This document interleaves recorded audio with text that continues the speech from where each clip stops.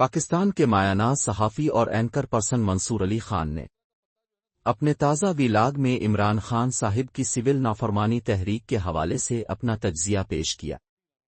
इस हवाले से उन्होंने और क्या कहा, आए इन्हीं की ज़बानी सुनते हैं। इमरान खान साहब सिविल नाफरमानी के हवाले से आज उन्होंने जो ऐलान किया है, बेसिकली उनका पैगाम उनके ऑफिशियल हैंडल से जो है वो जारी किया गया। इसमें लिखा हुआ है, जी मुल्क में डिक्टेटरशिप कायम हो चुकी है। रियासती दहशतगर्दी के नतीजे में निहत्ते सियासी कारकुनान पे गोलियां बरसाई गईं और पुरअमन सियासी कारकुनान को शहीद किया गया है। हमारे सैकड़ों कारकुनान लापता हैं। सुप्रीम कोर्ट को अब इसका नोटिस लेकर अपनी आईनी किरदार अदा करना चाहिए। हम पहले भी इंसानी हकूक की संगीन खिलाफ वर्जियों पर supreme court, Lahore high court और इस्लामाबाद हाई कोर्ट से रुजू किया, लेकिन अदालतों की जानिब से कोई एक्शन नहीं लिया गया और मुल्क इस नहज पर पहुंच गया है। हम 13 दिसंबर को पेशावर में शोहदा को खराज अकीदत पेश करने के लिए अजीम शान इज्तिमा मुनक्किद करेंगे। इस इज्तिमा में अपोजिशन की सियासी जमातों को शिरकत की दावत दी जाएगी। मैं 2 नकात पर 5 रुकनी मुज़ाकरती कमेटी तश्कील दे रहा हूं। अंडर ट्रायल सियासी कैदियों की रिहाई, 9 मई और 26 नवंबर के वाकयात की शफाफ तहकीकात के लिए जुडिशल कमीशन का क़याम। हमारी मुज़ाकराती कमेटी उमर अयूब, अली अमीन गंडापुर, साहिबजादा हामिद रजा, सलमान अकरम राजा और असद कैसर पर मुश्तमिल होगी और स्टेक होल्डर से मुज़ाकरात करेगी। अगर इन 2 मुतालबात को ना माना गया तो 14 दिसंबर से सिविल नाफरमानी की तहरीक शुरू हो जाएगी। इस तहरीक के नतायज की जिम्मेदारी हुकूमत पर होगी। सिविल नाफरमानी के नतीजे में बैरून मुल्क मुकीम पाकिस्तानियों से अपील करेंगे कि वो तरसेआते ज़र रेमिटेंसेस को महदूद करें और बॉयकॉट मुहिम चलाएं। इस तहरीक के दूसरे मरहले में इससे आगे भी जाएंगे। अच्छा, अब बेसिकली पहले मरहले में जो है वो क्या कहा जाएगा, पहले मरहले में ये है जी कि जो ओवरसीज पाकिस्तानीज हैं वो रेमिटेंस भेजना बंद कर दें। बेसिकली ये मकसद है। अब इसमें 2-4 प्रॉब्लम है। खान साहब ने ये इस तरह का पत्ता जो है ना 2014 में भी खेला था। जब 2014 में जब इन्होंने धरना दिया हुआ था तो उस वक्त आगे चल के फ्रस्ट्रेशन में आके उस वक्त भी इन्होंने सिविल नाफरमानी की तहरीक का आगाज किया था। अब जो लोग रेमिटेंसेस भेजते हैं वो पाकिस्तानी हुकूमत को थोड़ी भेज रहे होते हैं। बेसिकली तो वो डॉलर या पाउंड या कुछ भी यूरोज वगैरह जो भी बाहर से भेजते हैं वो अपनी फैमिलीज को भेज रहे होते हैं, उनको सपोर्ट करने के लिए भेज रहे होते हैं ना। ये रेमिटेंसेस पाकिस्तान को इस तरह आती है। उसमें होता यह है कि जब वो यहां पे लैंड करती हैं तो उनको पाकिस्तानी रुपीज में कन्वर्ट किया जाता है और पाकिस्तान के पास जो है वो डॉलर का ज़र मुबादला जो है वो आ जाता है। बेसिकली होता यह है।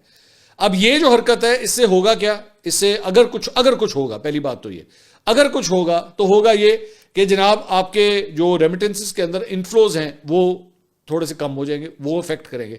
लेकिन किस तरह इफेक्ट करेंगे, कितने को इफेक्ट कर जाएंगे? मतलब लोग अपनी फैमिली को पैसा भेजना छोड़ देंगे या वो इंतजार करेंगे, अच्छा जी कोई बाहर से पाकिस्तान जा रहे थे साढ़े पैसे लेते जाना। ये कितनी दफा आप कर सकते हैं? महीने में 1 दफा कर लेंगे, 2 दफा कर लेंगे, कितनी देर करेंगे? ये सस्टेन हो सकता है ये? और दूसरी बात यह कि इस तरह की हरकत करने से, ये डॉलर रुकवा लेने से कि जी आप रेमिटेंसेस ना भेजें, वो सारी बात है 2 ही तरीके होंगे, या वो भेजना बंद कर देंगे या फिर वो हुंडी के जरिए भेजेंगे। हुंडी के अभी भी तो चैनल्स मौजूद होते हैं ना, इवन दो दैट्स इलीगल, लेकिन वो चैनल्स मौजूद होते हैं। यानी कि आप एक जगह पे फैटफ के हवाले से हमाद अजहर आपने और उस वक्त की जो इस्टेब्लिशमेंट थी उसने मिल के फैटफ की तमाम उन शराइत को पूरा किया था। अब आप ये हरकतें करके दोबारा उन्हीं चैनल्स को एक्टिवेट करवाना चाह रहे हैं कि पाकिस्तान जो है वो दोबारा ग्रे लिस्ट हो जाए, मतलब पाकिस्तान जो है फैटिफ के अंदर ग्रे लिस्ट हो जाए और अल्टीमेटली और उसके लिए प्रॉब्लम्स क्रिएट हो। एक बात। दूसरी बात यह कि इसमें उन्होंने कहा कि जनाब पहले मरहले में यह है, क्या दूसरे मरहले में क्या होगा, क्या करेंगे दूसरे मरहले में? दूसरे मरहले में लास्ट टाइम क्या किया था, अगर मैं पिछले जो तरीकाकार था जो उस वक्त इन्होंने अपनाया था, तो उस वक्त इन्होंने यह किया था कि जनाब आप बिजली के बिल मत दें, और उसके बाद मुझे याद है इन्होंने बिल पकड़ के ना उसको आग लगा दी थी। ये तस्वीर आप देख रहे हैं, ये बिल पकड़ के जनाब ने जो है उस वक्त आग लगा दी थी। तो उस वक्त भी लोगों ने बहुत इनको क्रिटिसाइज किया था कि एक दफ़ा उस बिल को पढ़ तो लेना था कि उसके ऊपर लिखा क्या हुआ है। तो और उससे फ़र्क कोई भी नहीं पड़ा था।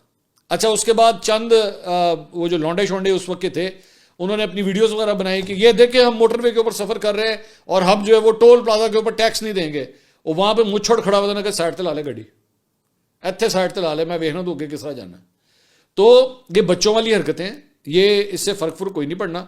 ये आपने कुछ करना है तो कुछ और जेहन में लेकर आए, एवं बिला वजह गली कूचे के अंदर लड़ाई करवाने वाली बात है। मतलब आप अगर फॉर एग्जांपल अगले मरहले में क्या कहेंगे, भाई गैस के बिल ना दो, अगले ने गैस काट देनी ताड़ी। आज ये बिजली का बिल ना दो, बिजली काट देनी उन्हें ताड़ी। एडी गड़ी गल है, तो कोई मसला नहीं।